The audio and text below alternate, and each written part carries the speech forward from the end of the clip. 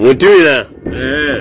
Kai, ka san yanayin tsadar rayuwar nan da ake ciki? Tsadar man fetur ba. To ta kai ga yanzu shinkawa tsawagen tsadan shi. In aka dafa abinci a gidanmu, irgawa ake kwara ɗaya.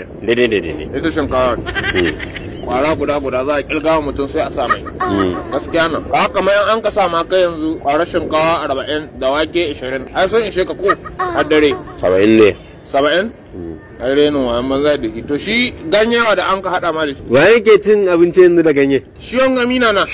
Ce, ya an kai ni.